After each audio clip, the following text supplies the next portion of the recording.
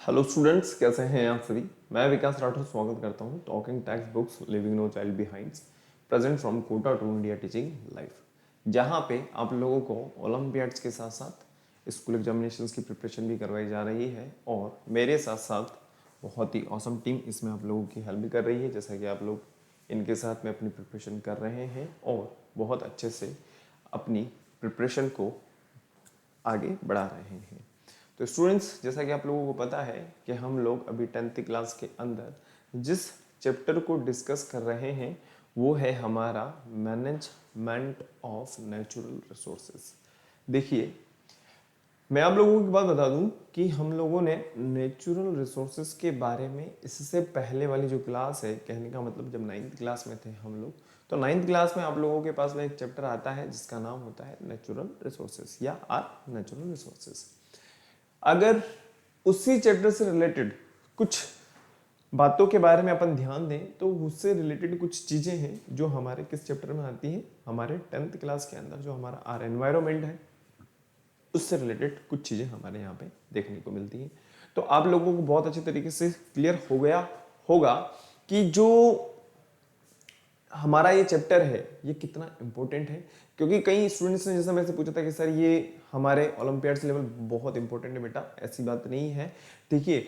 और सबसे इंपॉर्टेंट बात ये है कि यहाँ पे हम जो बात कर रहे हैं हमारे वाटर मैनेजमेंट के बारे में, हमारे जो नेचुरल रिसोर्सेज हैं उनके मैनेजमेंट के बारे में अपन यहाँ पे डिस्कस करेंगे। तो आगे बढ़ते हैं और यहाँ पे आज हम कुछ जो कंजर्वेशन मेथड है, इससे पहले वाली क्लास में मैंने आप लोगों को कुछ कंजर्वेशन मेथड्स के बारे में बताया था कि किस तरीके से जो है हम हमारे एनवायरनमेंट को या हम एक तरीके से जो हमारे नेचुरल रिसोर्सेज हैं इनको किस तरीके से कंजर्व कर सकते हैं। तो आगे बढ़ते हैं, लेकिन उससे पहले आप लोगों को फटाफट से क्या करना है, वीडियो को लाइक करना है, शेयर करना है और चैनल को सब्सक्राइब कर देना है। सब्सक्राइब करने के बाद में फटाफट से बेल आइकन को प्रेस कर देना है। फटाफट से इस काम को कर दीजिए, फिर उसके बाद हम लोग फटाफट से आगे बढ़ते हैं। ठीक है,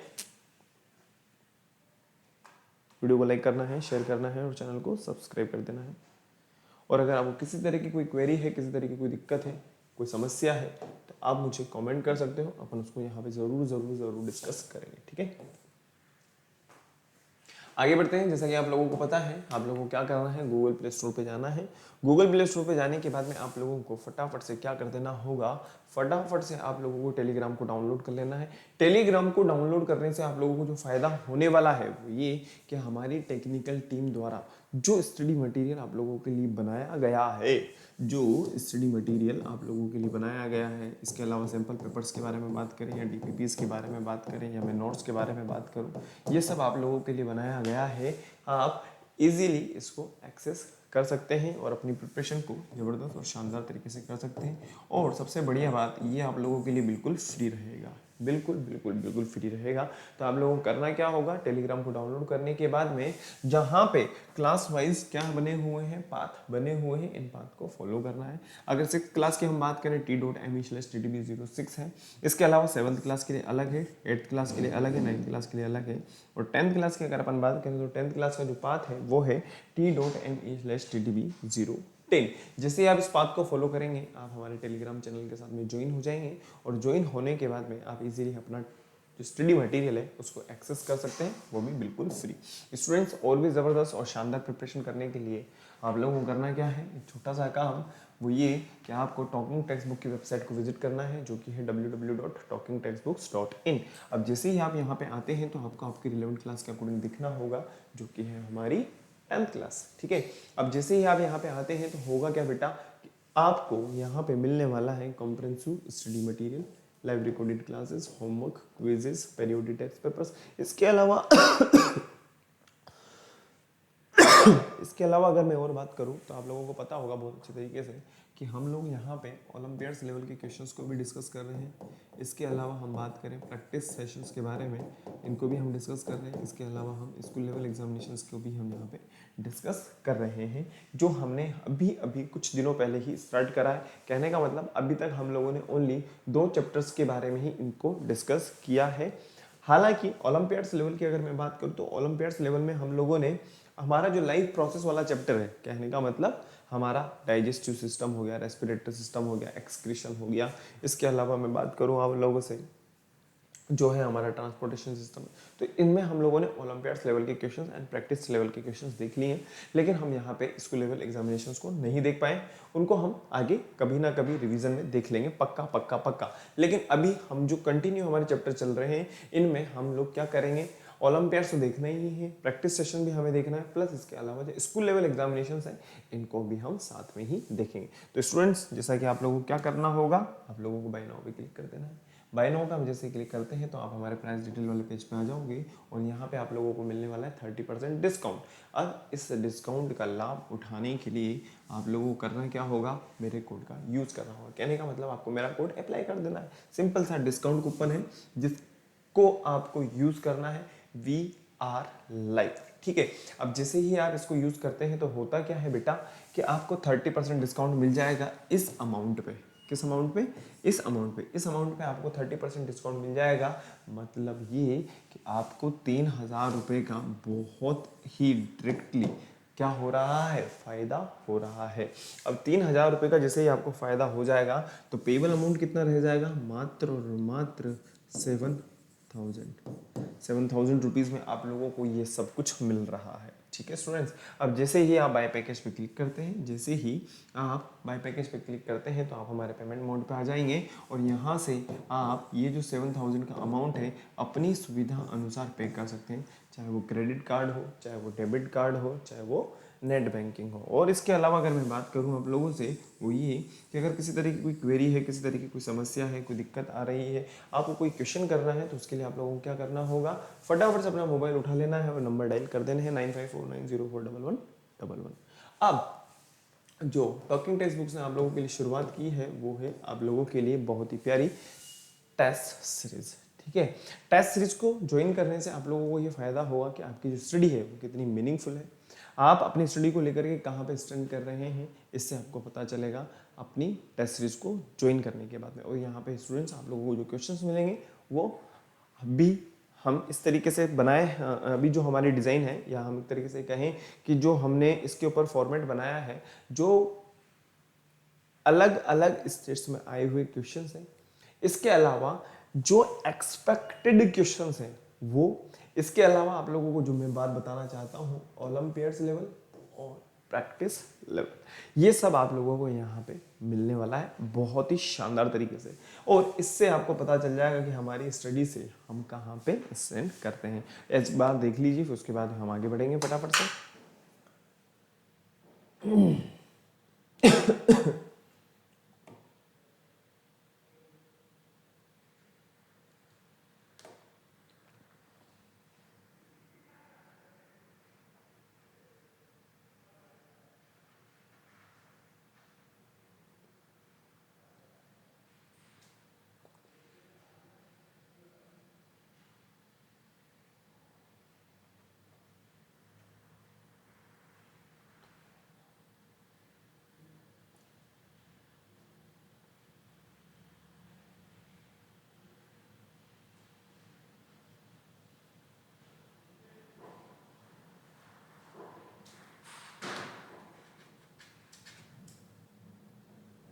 चलें आगे, नो प्रॉब्लम। देखिए स्टूडेंट्स, आगे बढ़ते हैं। जैसा कि आप लोगों को पता है, हम लोगों ने जो है अभी तक अगर हम बात करें मैनेजमेंट ऑफ नेचुरल रिसोर्सेज के बारे में, तो हम लोगों ने इसमें फॉरेस्ट के बारे में भी समझा है और फॉरेस्ट के आसपास जो पीपल्स वगैरह रह रहे हैं उनका जो किस तरीके से इन्वॉल्वमेंट है और वो किस तरीके से हमारे फॉरेस्ट वगैरह को बचा रहे हैं। इसके अलावा हम लोगों ने इसमें देखा था किस तरीके से मूवमेंट्स हुए। इसके अलावा मैं बात करूं तो हम लोगों ने यहाँ पे देखा है कि जिस तरीके से इनको नुकसान पहुंचाया जा रहा है, डिफोरेस्टेशन हो रहा है, उसका एक इफेक्ट जो हमारे वाइल्ड लाइफ पे हो रहा है। कहने का मतलब यहाँ से हमने जो स्टार्ट किया था वो था कंजर्वेशन।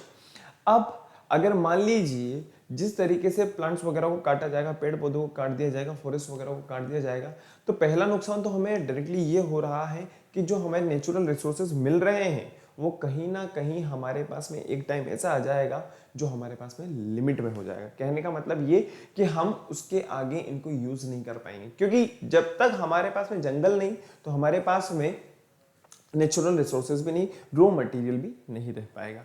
तो इसके लिए हमें क्या होना चाहिए, इसके लिए हमें इनका कंजर्वेशन होना ज़रूरी है। और इसी के बाद में क्या होने लगा, इनको कंजर्व किया जाने लगा, जैसा कि मैंने आप लोगों को बताया इन सीटू और एक्स सीटू के बारे में। इन सीटू की अगर अपन बात करें तो मैंने आप लोगों को बताया था सेंचुरीज वगैरह के बारे में और नेशनल पार्क्स वगैरह के बारे में, बायोस्फीयर रिजर्व्स के बारे में, और यहाँ पे हम लोगों ने उनको डिस्कस भी किया था। आज हम इसके बारे में और कुछ देखेंगे।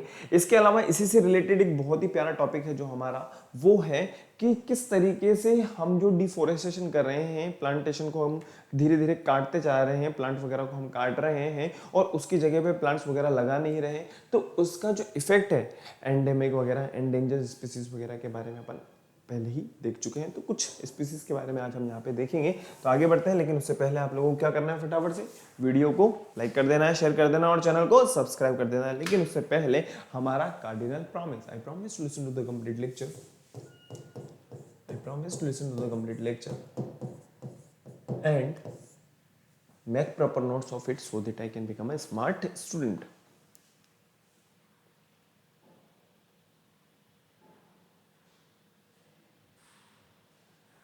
I promise to listen to the complete lecture and make proper notes of it so that I can become a smart student। आगे बढ़ते हैं। जैसा कि आप लोगों को पता है, आज हम जो देखेंगे water as a basic natural resources, and हम बात करेंगे मैनेजमेंट ऑफ नेचुरल रिसोर्सेज के बारे में, वाटर रिसोर्सेज के बारे में।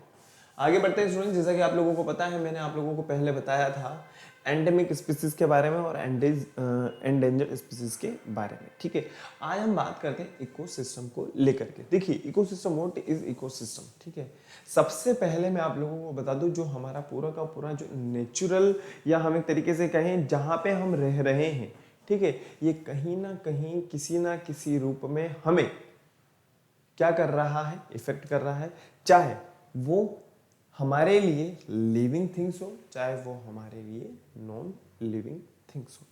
अब अगर हम बात करेंगे यहाँ पे एक के बारे में, तो वो इकोसिस्टम को इकोसिस्टम के अंतर्गत तो नहीं आएगा। लेकिन अगर हम बात करेंगे ग्रुप के बारे में, तो यहाँ पे हम कहीं ना कहीं किसके बारे में बात कर रहे हैं, इकोसिस्टम को बारे में बात कर रहे हैं। An ecosystem consist of all plants, animal and micro organism living an area. कहने का मतलब ये हो गया कि जहां पे लिविंग ऑर्गेनिजम्स के साथ साथ में नॉन लिविंग थिंग्स भी रह रहे हैं, उनका एक ग्रुप है और वो कहीं ना कहीं हमें क्या कर रहा है, इफेक्ट कर रहा है। This phenomena is known as ecology with the non living components like climate, weather, climate, water, soil and river deltas and etcetera. एक बार फटाफट से एज इट इज कॉपी कर लीजिए, फिर उसके बाद में आगे बढ़ेंगे हम लोग। ठीक है,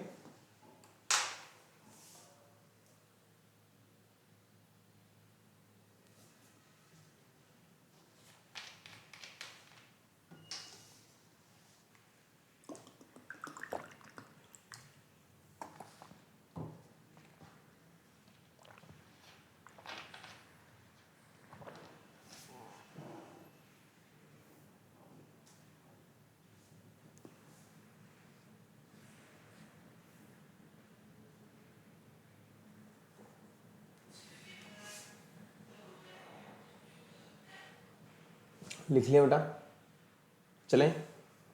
ऐसा नहीं है कि हम पहली बार इकोसिस्टम की डेफिनेशन को देख रहे हैं, यहाँ पे हमने कुछ अलग डेफिनेशन देखी, कोई दिक्कत वाली बात नहीं, लेकिन डेफिनेशन वही है। ठीक है ना, आगे बढ़ते हैं, एक्सटिंक्ट स्पीसीज के बारे में बात करते हैं। What is extinct species?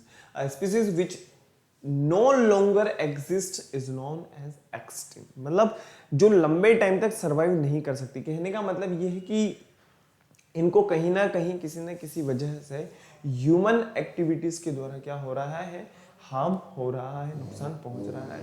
तो इस सिचुएशन में जो स्पीसीज वगैरह बचे हैं उन्हें क्या कहा जाएगा, एक्सटिंक्ट स्पीसीज ही कहा जाएगा। A species which no longer exist is known as an extinct species. A species may be extinct from the local area, region, country and continent और द एंटायर अर्थ। अगर हम बात करें, जैसा कि आप लोगों को पता होगा, चीता वगैरह के बारे में बात करें, जो पिंक हेड डक है, ठीक है, इसकी सबसे खास बात क्या है, वो ये कि इसकी जो हेड है, इसका जो हेड है, इसका जो सर है, वो कैसा है, पिंक है, ठीक है। ये किसके अंतर्गत हम रखेंगे, इनको रखेंगे हम एक्सटिंक्ट स्पीसीज के अंतर्गत। एक बार फटाफट से इसको उतार लीजिए, बना लीजिए, लिख लीजिए, फिर उसके बाद आगे बढ़ते हैं।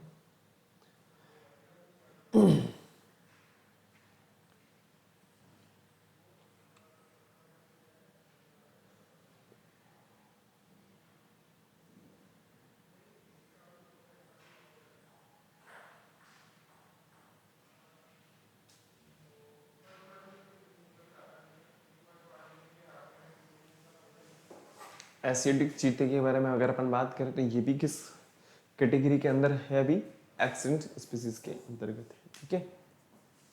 और ये सिर्फ और सिर्फ इस वजह से है क्योंकि कई ह्यूमन एक्टिविटीज इस तरीके से हो रही हैं जिनकी वजह से इन वाइल्ड लाइफ का, यहाँ पे तो अगर अपन बात करें तो ये वाइल्ड लाइफ से ही रिलेटेड है। और मैंने आप लोगों को इससे पहले भी बताया था, जो कछुआ वगैरह हैं उनके बारे में मैंने आप लोगों को बताया था, जो आज कहीं ना कहीं हमारे पास में नहीं है, ठीक है ना। आगे बढ़ते हैं फटाफट से। नेक्स्ट देखिए, माइग्रेशन के बारे में आप लोगों को बहुत अच्छी तरीके से पता होगा कि जो एनिमल्स वगैरह के बारे में बात करें या बर्ड्स वगैरह के बारे में अपन बात करें, जब एक सिचुएशन ऐसी आती है, मान लीजिए कहीं पर भी किसी भी जगह पे, कि वहाँ की जो क्लाइमेटिक कंडीशंस होती हैं, ठीक है, अगर अपन बात करें राजस्थान के बारे में तो यहाँ पे भी हमें जो होता है भरतपुर में इस तरीके से जो माइग्रेशन वाले जो अगर बात करें तो यहाँ पे हमें देखने को मिलता है, ठीक है ना। बहुत लंबा सफर तय करके वो यहाँ पे आते हैं और एक लिमिट टाइम के लिए यहाँ पे स्टे करते हैं और वापस अपनी जगह पे वापस लौट जाते हैं, ठीक है। This phenomena is known as migration. अब ऐसा हो क्यों रहा होगा, या तो वहां की क्लाइमेटिक कंडीशंस के बारे में अपन बात करें, कुछ ऐसे चेंजेस हो रहे होंगे जो उनके लिए सर्वाइवल नहीं है। अगर मान लीजिए वो वहां पे रहेंगे तो क्या हो जाएगा, वो मर जाएंगे, अपनी स्पीसीज वगैरह को बचा नहीं पाएंगे। अगर उनको सर्वाइव करना है तो अपने आप को चेंज करना पड़ता है, और इस हैबिट को हैबिटेशन कहते हैं। आप लोगों को बहुत अच्छी तरीके से पता होगा हैबिटेट के बारे में। एक टाइम आता है, उसके बाद में उन्हें अपना चेंज करना होता है और वापस से वो वापस अपनी जगह पे ही लौट जाते हैं। इसके अलावा हम बात करें, जैसे कि मान लीजिए वहाँ की वाटर वगैरह के बारे में, मान लीजिए वाटर सप्लाई जो है वहाँ पे नहीं हो पा रही है, ज़्यादा गर्मी बढ़ रही है या ज़्यादा सर्दी बढ़ रही है, या हो सकता है कि वहाँ पे जो है इस तरीके से पोल्यूशन हो रहा है कि उस पोल्यूटेड एनवायरनमेंट के अंदर वो सर्वाइव नहीं कर पा रहे हैं। तो इस वजह से क्या होता है, जो बर्ड्स होते हैं वो एक डिस्टेंस को तय करते हैं और उसके बाद में कुछ समय के लिए वहाँ पे स्टे करते हैं। This process is known as migration. तो migration is the movement of the animal from its own habitat to some other habitat.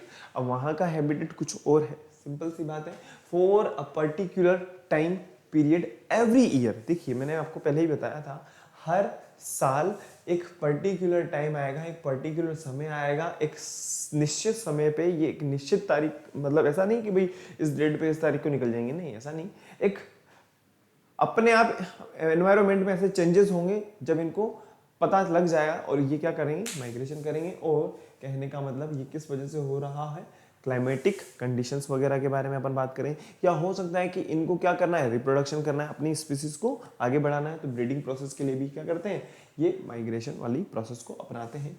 Birds which fly very long distance to reach another land is known as migratory birds. As it is एक बार आप लोग लिख लीजिए, फिर उसके बाद में आगे बढ़ेंगे हम लोग। लिख लिया, माइग्रेशन।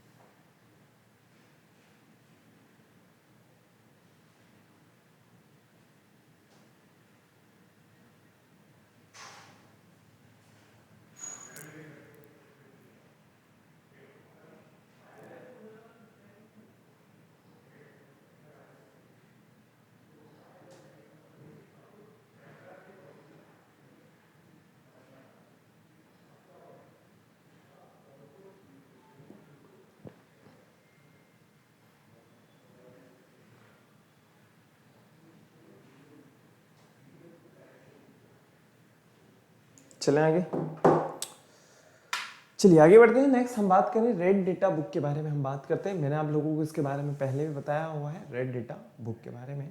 जैसा कि आप लोगों को पता होगा कंजर्वेशन जरूरी है, ठीक है, क्योंकि हमें क्या करना है, हमें मैनेजमेंट रखना है किसका, नेचुरल रिसोर्सेज का। उसी तरीके से ध्यान रखना बेटा, उसी तरीके से हमें क्या करना होता है, जो हमारे वाइल्ड लाइफ है या हम बात करें जो हमारे फॉरेस्ट है, इनको भी एक ब्यौरा हमें रखना होता है, जो किस बुक के अंतर्गत आता है, किस बुक में रखा जाता है, इसे कहा जाता है रेड डेटा बुक। आप फटाफट से इसको लिख लीजिए, फटाफट से, ठीक है।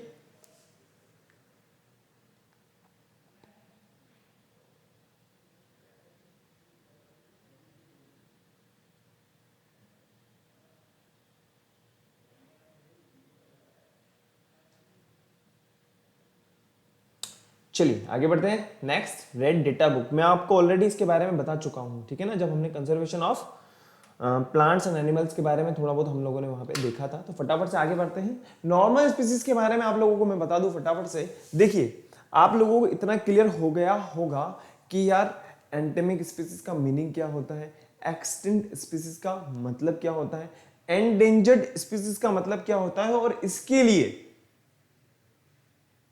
गवर्नमेंट या हम जो है ह्यूमन बींग की अगर अपन बात करें, इनके टाइम टाइम पे कौन कौन से मूवमेंट्स हुए ताकि इनका सर्वाइवल बना रहे। अब हम बात करते हैं नॉर्मल स्पीसीज के बारे में। Normal species, if the population level of the species is within a normal range for their survival, it is known as normal species। अब आपको सिंपल सी बात समझ में आ गई होगी, वो ये कि जो स्पीसीज नॉर्मल सिचुएशन में है और वो आराम से सर्वाइव कर रहे हैं, उनको किसी तरह का कोई खतरा नहीं है, उन स्पीसीज को क्या कहा जाएगा, नॉर्मल स्पीसीज कहा जाएगा। एग्जाम्पल की अगर अपन बात करें तो जितने भी कैटल्स वगैरह, जो हमारे मवेशी वगैरह होते हैं, आप लोगों को बहुत अच्छी तरीके से पता होगा। और इसके अलावा अपन पाइन के बारे में बात करें, इसके अलावा हम साल वगैरह के बारे में बात करें, चाहे वो फिर प्लांट्स में हो चाहे वो एनिमल्स के अंदर हो, दोनों के अंदर इन्वॉल्व होगा, ठीक है। एज इट इज कॉपी कर लीजिए फटाफट से।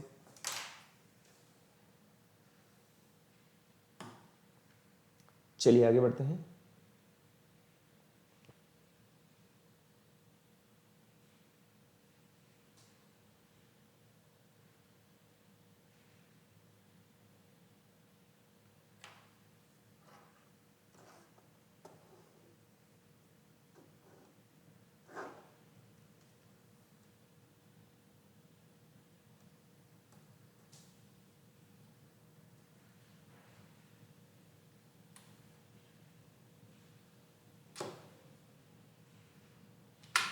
नेक्स्ट है हमारे पास में वाइल्ड लाइफ सेंचुरीज, ठीक है। वाइल्ड लाइफ सेंचुरीज के बारे में अगर अपन बात करें, देखिए स्टूडेंट्स, मैंने आप लोगों को नेशनल पार्क्स वगैरह के बारे में बताया है।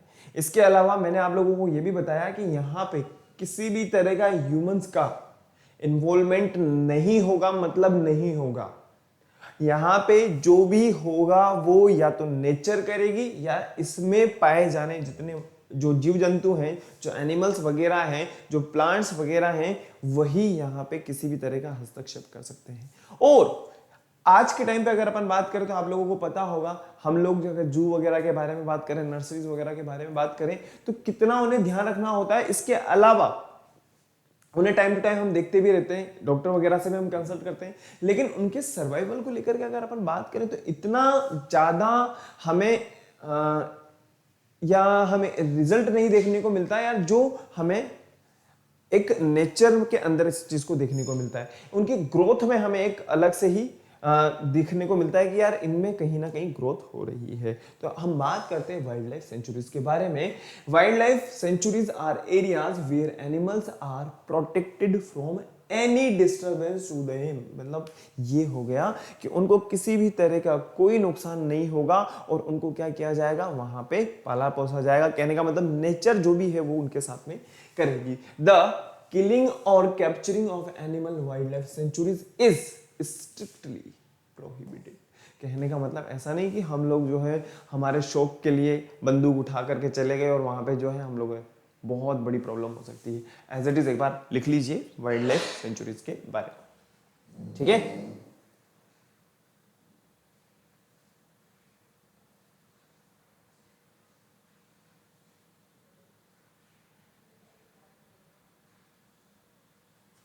चलिए आगे बढ़ते हैं नेक्स्ट फटाफट से। नेशनल पार्क्स के बारे में अपन बात करते हैं फटाफट से। जैसा कि मैंने आप लोगों को बताया हुआ है कि नेशनल पार्क्स को बनाने के पीछे भी यही रीजन रहा है, ताकि जितने भी वाइल्ड लाइफ एनिमल्स हैं, या हम बात करें जो वाइल्ड लाइफ ऑर्गेनिजम्स के बारे में हम बात करें, तो ये कहीं ना कहीं अपने आप में ग्रोथ कर सके, इनकी सर्वाइवल में हमें बहुत ही ज़्यादा क्या मिल सके कि इनका सर्वाइवल हो रहा है। ऐसा नहीं कि यार धीरे धीरे ये कम होते जा रहे हैं, एंड डेंजर सिचुएशन को ये फेस कर रहे हैं। तो फटाफट से हम देखते हैं the national parks in India help us to know the unknown treasures of the world life hidden in the sanctuaries all around India. India's first national park is known as Jim Corbett park, जो कब बना था 1936 के अंदर बना था। There are more than 166 authorised national parks. अगर हम देखें तो टोटल मिलाकर के इंडिया में 166 है, लेकिन सभी को पढ़ना बहुत मुश्किल है, नहीं तो दिक्कत आ जाएगी। The forest and wild life sanctuaries areas which fall the border of states are the protected for the security reasons. आप लोगों को मैंने जस्ट अभी बताया कि यहाँ पे हम किसी भी तरह की, ऐसा नहीं कि हंटिंग वगैरह कर सकते हैं या किसी एनिमल्स वगैरह को मार सकते हैं या किसी तरह का कोई पेड़ पौधे को हम छेड़खानी कर सकते हैं। नहीं हो सकता मतलब नहीं हो सकता है, एज इट इज। फटाफट से आप सभी पॉइंट्स को राइट डाउन कर लीजिए।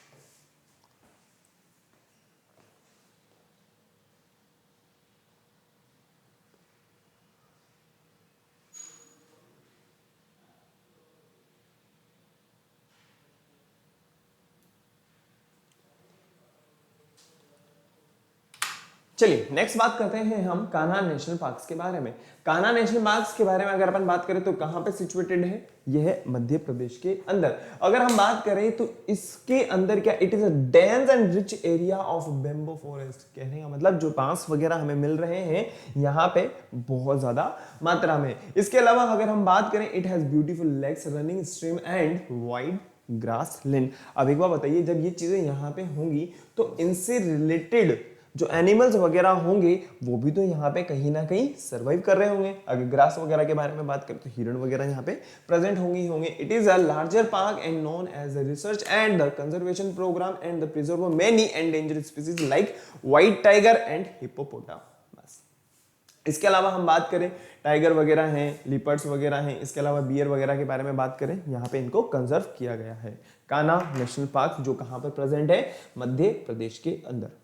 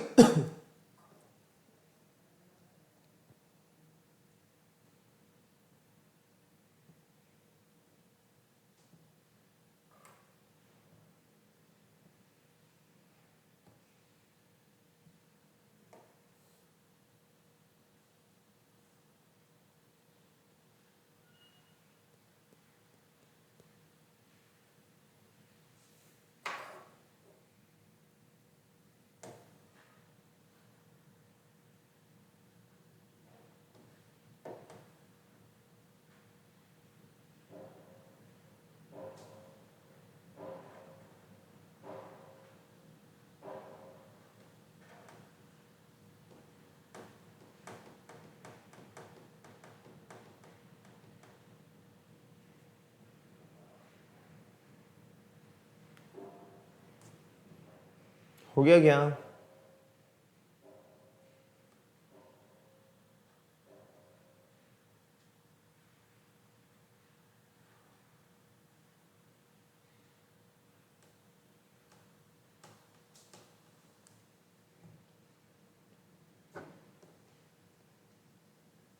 चले आगे। चलिए फटाफट से कार्बेट नेशनल पार्क्स के बारे में अपन बात करें, जो कहां पे प्रेजेंट है बेटा, ये उत्तराखंड के अंदर प्रेजेंट है। इसके अलावा अगर अपन बात करें, India's one of the first and well known national parks for tigers. इसके अलावा अगर हम बात करें यहाँ पे, अगर हम बात करें कि किन किन को कंजर्व किया गया है, तो फटाफट से आप लोग देख लीजिए। फटाफट से एलिफेंट्स वगैरह के बारे में बात करें अपन। इसके अलावा हम बात करें जो हमारे टाइगर वगैरह हैं, इनके बारे में अगर अपन बात करें और बियर वगैरह के बारे में बात करें, इनको यहाँ पे कंजर्व किया गया है। कार्बेट नेशनल पार्क जो कहाँ पर है, हमारे उत्तराखंड नैनीताल। आगे बढ़ते हैं नेक्स्ट, वाल्मीकि नेशनल पार्क जो बिहार के अंदर प्रेजेंट है। और सबसे important, Valmiki tiger reserve is one of the natural virgin recess in east India. इसके अलावा हम बात करें जो यहाँ पे प्रोटेक्शन मिला हुआ है ब्लैक बियर लिपर्ड्स वगैरह के बारे में बात करें, इसके अलावा वाइल्ड बफेलो के बारे में आपको पता होगा जो जंगली भैंस वगैरह होती है उसके बारे में अपन बात करें, ठीक है। इसके अलावा वाइल्ड बियर के बारे में अपन बात कर सकते हैं। हो गया, वाल्मीकि नेशनल पार्क के बारे में बात हो चुकी है हमारी। इसके अलावा हम बात करते हैं बांदीपुर नेशनल पार्क के बारे में, ठीक है। बांदीपुर नेशनल पार्क के बारे में अगर अपन बात करें, ये कहाँ पे प्रेजेंट है बेटा, ये है हमारे कर्नाटका के अंदर। और ध्यान रखना, इसको यूनेस्को ने किसके अंतर्गत लिया हुआ है, वर्ल्ड हेरिटेज साइट के अंतर्गत लिया हुआ है। और इसके अलावा हम बात करें, vital tiger preservation area lies within the state of Karnataka and link with the Mudumalai.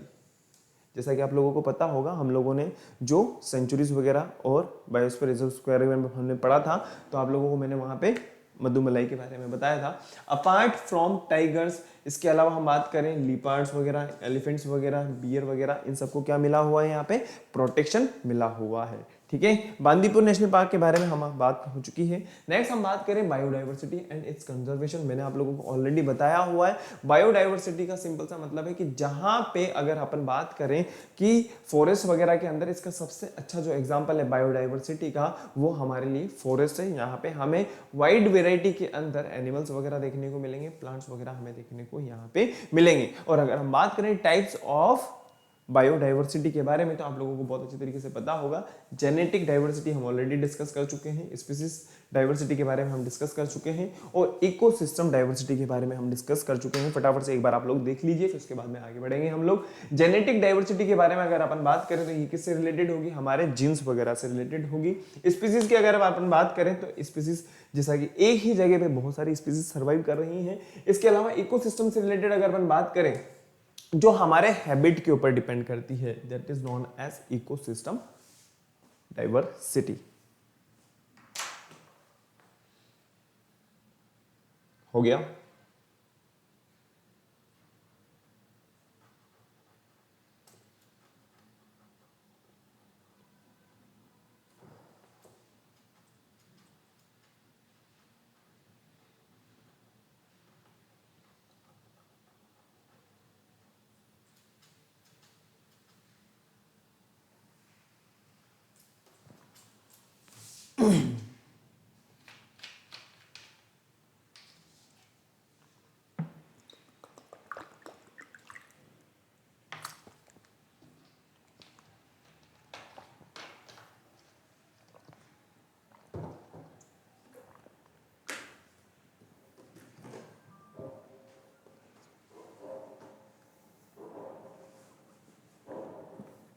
चलिए नेक्स्ट हम बात करें इन सिटू और एक्स सिटू के बारे में। मैं आप लोगों को पहले ही बता चुका हूं, लेकिन एक बार हम फटाफट से देखते हैं।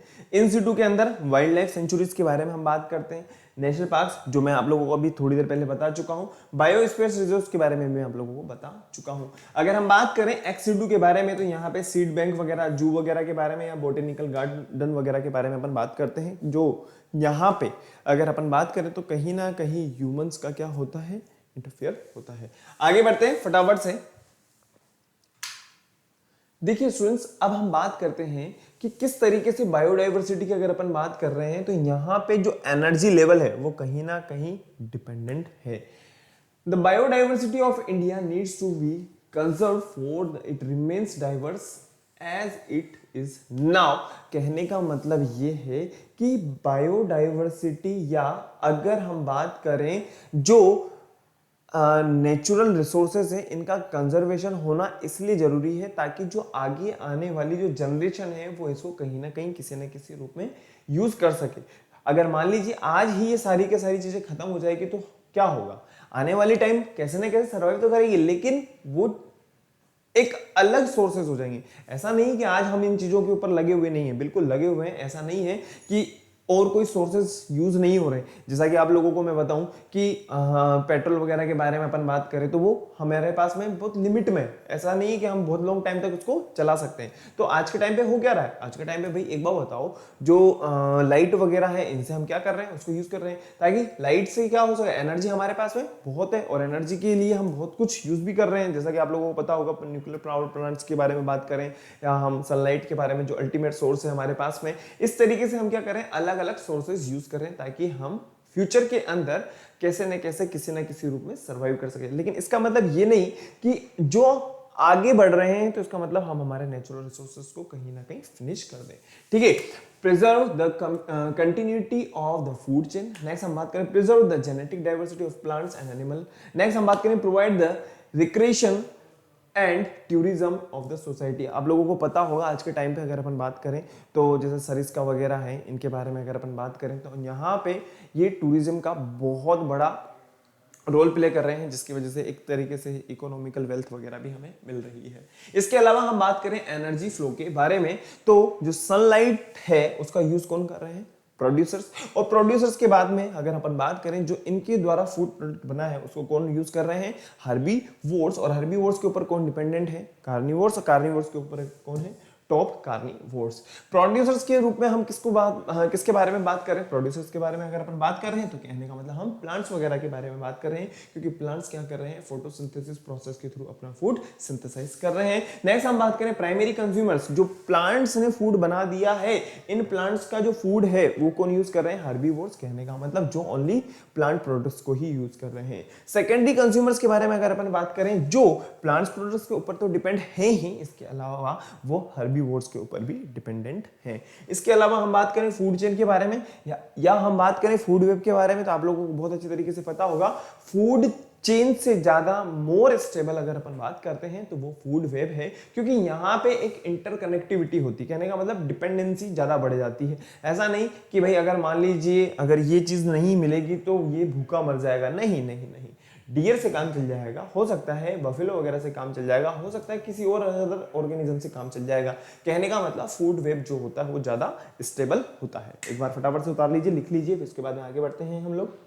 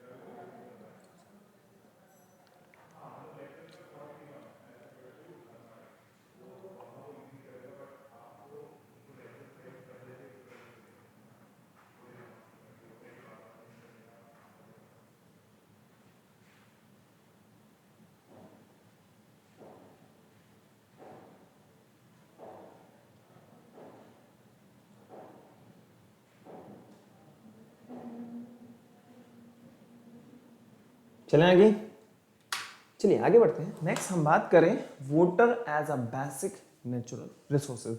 देखिए स्टूडेंट्स, अगर अपन बात करें, क्या हम खाने के बिना थोड़ी देर रुक सकते हैं, थोड़ी देर नहीं, हम एक दिन रुक सकते हैं, 2 दिन रुक सकते हैं, 3 दिन रुक सकते हैं। ठीक है, क्योंकि जैसा कि हमारी बॉडी के अंदर जो फैट वगैरह होता है वो क्या होता है, वो धीरे धीरे यूटिलाइज होना स्टार्ट हो जाता है। लेकिन अगर अपन बात करें पानी के बिना, जो हमारी बॉडी के लिए बहुत इंपॉर्टेंट है, हमारी बॉडी के लिए इतना इंपॉर्टेंट है, हमारी बॉडी का जो टेम्परेचर है वो कहीं ना कहीं किसकी वजह से मेंटेन होता है, हमारे वाटर की वजह से ही मेंटेन होता है। तो कहने का मतलब एक बहुत ही ज्यादा वैल्यूएबल क्या है, असेट है, संपत्ति है। It is a main requirement for the human beings, बहुत इंपॉर्टेंट है। जो भी हमारी एक्टिविटीज हो रही हैं, मेटाबॉलिज्म की अगर अपन बात करें, तो उसके लिए हमारी बॉडी के अंदर किसका होना एसेंशियल है, वाटर का होना बहुत जरूरी है। इसके अलावा हम बात करें जो वाटर की टाइप है, देखा होगा आप लोगों ने कई बार, अगर अपन विलेज वगैरह के बारे में बात करें, ये चीज मैंने खुद ने अनुभव की हुई है, मेरा एक्सपीरियंस रहा है कि इस जगह का पानी तो बहुत ही ज्यादा खारा है, पी नहीं सकते आप, इतना खारा पानी। मैंने खुद ने इसको एक्सपीरियंस किया था तब जाकर के मेरे को खुद को फील हुआ कि यार ऐसा भी संभव है, ऐसा भी मतलब मुमकिन हो सकता है। मतलब यहीं पे जो पानी है, यहाँ का पानी तो बहुत ही ज्यादा खारा है, मतलब पी नहीं सकते आप, लेकिन यहीं से ही आप थोड़ा सा मुश्किल से 5 कदम की दूरी पे चलोगे तो वहां का पानी इतना स्वादिष्ट है, और उसका पानी हर आदमी पी रहा है लेकिन इसका पानी कोई नहीं पी पा रहा। मैंने खुद ने इस चीज को अनुभव किया हुआ है। इसके अलावा अपन बात करें तो यहाँ पे हमने देखा है कि जो वाटर है हमारे पास में 2 टाइप में है, एक तो सॉल्ट वाटर, एक है हमारे पास में fresh water. Fresh water is an unlimited natural resources, it can be obtain from 3 natural resources, जैसा कि आप लोगों को पता होगा। रेन वाटर की अगर अपन बात करें, सरफेस वाटर के बारे में अपन बात करें, ग्राउंड वाटर के बारे में अपन बात करें, ठीक है। इसके अलावा मैं बात करूं, human intervention pollutes water, also change the availability of water various reason। एक बार आप फटाफट से एज इट इज सभी पॉइंट्स को राइट डाउन कर लीजिए, फिर उसके बाद में आगे बढ़ते हैं हम लोग।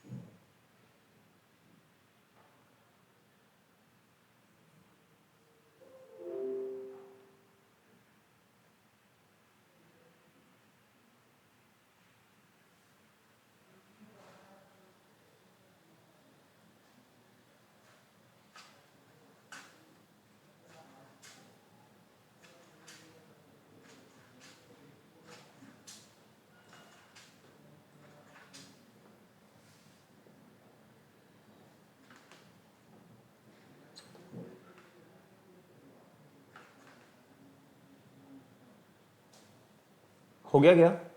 चलिए आगे बढ़ते हैं। देखिए वाटर सोर्सेज के बारे में अगर अपन बात करें तो आप लोगों को बहुत अच्छे तरीके से पता होगा। अगर हम ट्रेडिशनल बारे में बात करें तो आप लोगों को पता है ओशंस जितने भी हैं हमारे पास में वाटर से ही भरे हुए हैं, ठीक है ना। रिवर वगैरह के बारे में बात करें अपन, पॉन्ड्स वगैरह के बारे में बात करें अपन, लेक्स वगैरह के बारे में बात करें अपन, और स्ट्रीम्स वगैरह जो है हमारे पास में वो क्या है, एज अ वाटर सोर्सेस है। Rain in India are due to monsoon. आप लोगों को पता होगा कि जो रिवर वगैरह हैं हमारे हिंदुस्तान के अंदर, इंडिया के अंदर अगर अपन बात करें तो हम कहीं ना कहीं मौसम के ऊपर कहीं ना किसी रूप में क्या है, डिपेंड है। अगर अच्छी बारिश हो रही है तो हमारी जो इकोनॉमिकल ग्रोथ है वो भी एक अच्छी ही होगी। अगर मान लीजिए कहीं ना कहीं अगर बारिश ने कहीं ना कहीं धोखा दे दिया तो सारा का सारा जो गड़बड़ वाला मामला है वो कहीं ना कहीं होना स्टार्ट हो चुका होता है। इसके अलावा हम बात करें failure to sustain underground water due to loss of vegetation cover, development of wet water demanding crop and pollution from the industrial influence. आप लोगों को बहुत अच्छे तरीके से पता होगा जिस तरीके से जो एनवायरनमेंट में चेंजेस हो रहे हैं उसकी वजह से कहीं ना कहीं नेचर भी चेंज हो गई है।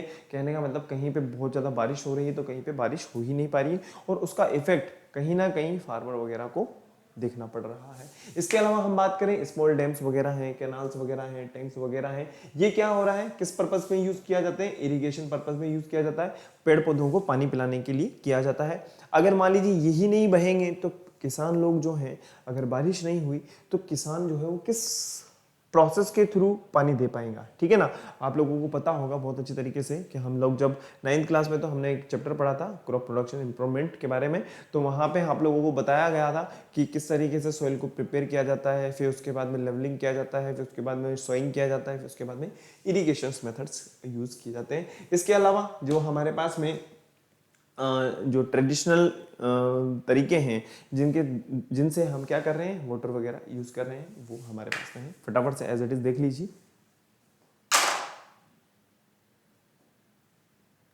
तो स्टूडेंट्स यहाँ पे हम लोगों ने water as a natural resources and water sources के बारे में स्टडी की है।